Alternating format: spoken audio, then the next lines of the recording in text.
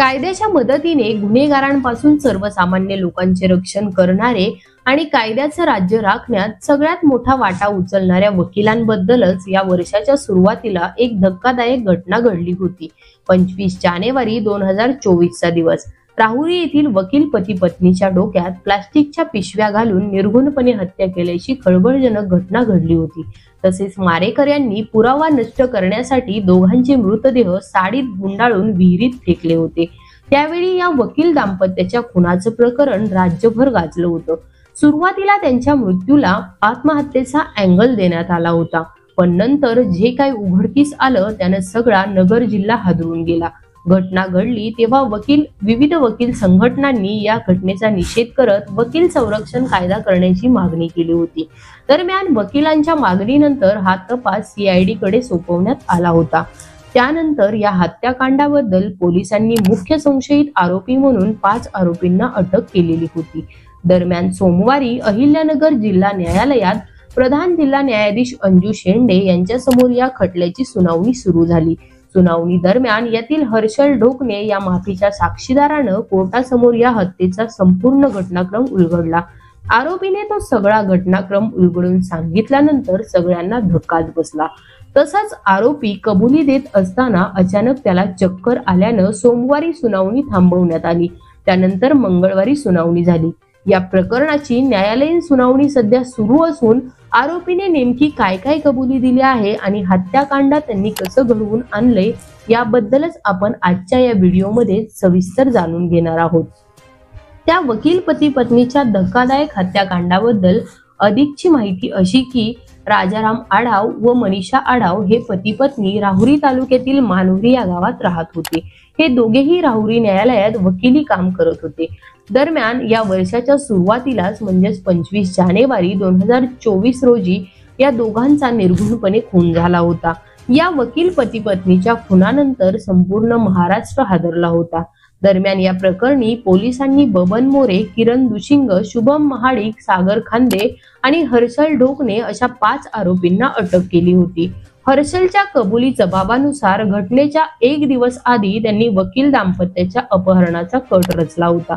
त्यांनी सांगितलं की मयत राजाराम व मनीषा आढाव हे दोघे राहुरी न्यायालयात वकिली करत होते हे आम्हाला माहिती होतं। दरम्यान हत्येच्या दिवशी म्हणजेच 25 जानेवारी 2024 रोजी शुभम राहुरी न्यायालयात गेला। त्यानं मयत वकील राजाराम यांची भेट घेतली। मित्राचा पाथर्डी न्यायालयात आज जामीन आहे, तिकडे जायचं आहे असं सांगून त्यांनी राजाराम यांना सोबत घेतलं। दरम्यान त्यांना एका कार मध्ये बसवून निर्जन स्थळी नेलं, तिथे त्यांना मारहाण केली व पत्नी मनीषा यांना फोन करून बोलावून घेण्यास सांगितलं। राजाराम यांनी मोहोट्याला जायचंय, तुला घेण्यासाठी शुभम कोर्टात येईल, त्याच्यासोबत तू ये असं आपल्या पत्नीला फोन करून सांगितलं। त्यांनी सांगितल्यानुसार त्यांच्या पत्नी मनीषा तिथे आल्या।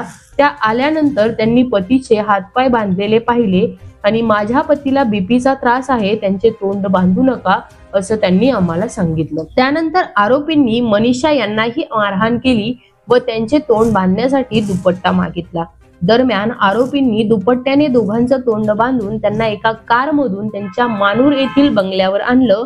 त्यांच्या बंगल्यावर एक गडी होता, त्याला आरोपीच्या सांगण्यावरून वकील राजाराम आढाव यांनी आधीच फोन करून घरी जाण्यास सांगितलं होतं, त्यामुळे ही घटना घडली। आरोपींनी सावधपणे हा कट रचलेला होता, कुणालाही संशय येणार नाही याची काळजी आरोपींनी घेतलेली होती। दरम्यान बंगल्यावर गेल्यानंतर मनीषा यांच्याकडील चावी घेऊन आरोपींनी घरात प्रवेश केला। ही सगळी माहिती सांगत असतानाच माफीचा साक्षीदार असलेल्या आरोपी हर्षलला अचानक भोवळ आली, त्यामुळे सोमवारचं न्यायालयीन कामकाज थांबवण्यात आलं।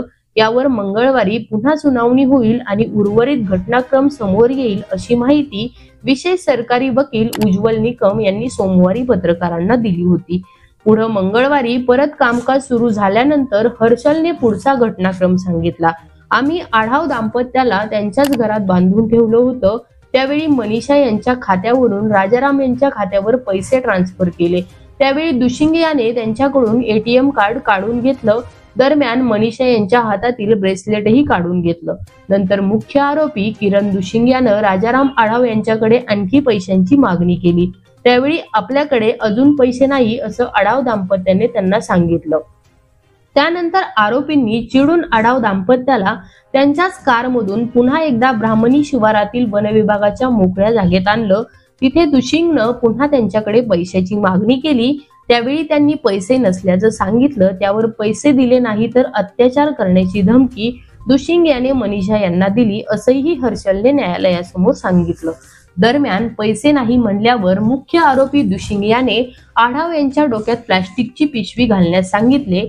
त्यानंतर त्यांच्या गळ्याला चिकट टेप लावली. त्यामुळे आढाव बेशुद्ध पडले. त्यावेळी मनीषा ओरडून म्हणाल्या की तुम्ही वकील साहेबांना मारलं, आता मलाही मारून टाका. त्यानंतर दुशिंग याने त्यांच्याही डोक्यात पिशवी घालण्यास सांगितलं आणि त्यानं त्यांच्या गळ्यालाही चिकट टेप लावला. शिवाय त्यांच्या पाठीत बुक्क्या मारल्या. त्यानंतर त्याही गप्प झाल्या. त्यानंतर दुशिंगने आम्हाला दगड गोळा करण्यास सांगून कारच्या डिक्कीत टाकायला सांगितलं. दरम्यान त्यानं शुभमला हॉटेल रॉयल पॅलेस मधून 2 गोण्या आणण्यास सांगितल्या. तोपर्यंत दुशिंग व अन्य साथीदारांनी आढाव दाम्पत्याच्या डोक्यातील पिशव्या काढल्या आणि त्यांना बेशुद्ध अवस्थेतच कारमध्ये बसवलं. कार उमरे गावात आली आणि दुशिंगनं बबन मोरेला त्यांच्या घरून 2 साड्या आणण्यास सांगितलं.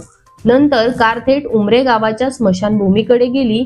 तिथे दोघांना गाडीतून बाहेर काढलं आणि साडीने त्यांचे हातपाय बांधले, सोबत दगडही बांधले आणि दोघांनाही गोणीत भरून त्यांना विहिरीत ढकलून दिलं. त्यानंतर आम्ही आढाव यांची कार राहुरी न्यायालयाच्या आवारात आणून लावली. दरम्यान आम्ही तेथून जात असताना पोलिसांची एक गाडी आम्हाला पास करून गेली होती. त्यानंतर दुशिंगने आम्हाला घरी आणून सोडलं. असा सगळा घटनाक्रम माफीचा साक्षीदार हर्षदने कोर्टासमोर सांगितला. दरम्यान आढाव यांच्या एटीएम मधून काही रक्कम आरोपींनी काढून घेतली होती, पण या वकील दाम्पत्याची हत्या केल्यानंतर 4 ते 5 लाख रुपये आम्हाला मिळणार होते. मात्र किरण दुशिंग यांनी आम्हाला प्रत्येकी फक्त 10,000 हजार रुपये दिले, असं हर्षलने आपल्या जबाबात म्हटलं आहे. या खटल्यामध्ये सध्या सरकारी पक्षाकडून ॲडव्होकेट उज्ज्वल निकम व मुख्य संशयित आरोपी किरण दुशिंग यांच्या वतीने ॲडव्होकेट सतीश वाणी हे आपली बाजू मांडत असून सुनावणीवेळी न्यायालयात वकिलांसह नागरिकांनी मोठी गर्दी केली होती. या वकील दाम्पत्याच्या खुनाचं प्रकरण राज्यभर गाजलं होतं. त्यावेळी विविध वकील संघटनांनी या घटनेचा निषेध करत वकील संरक्षण कायदा करण्याची मागणी केली होती. फक्त 10 लाख रुपयांसाठी वकील पती पत्नीची या अशा पद्धतीने अतिशय निर्घृणपणे हत्या करणाऱ्या आरोपींना काय शिक्षा व्हावी असं तुम्हाला वाटतं? तुमची मतं देखील कमेंट करून आम्हाला नक्की सांगा. सोबतच आपल्या आम्ही नेवास्कर न्यूजला सबस्क्राईब करून बेल आयकॉन दाबायला विसरू नका.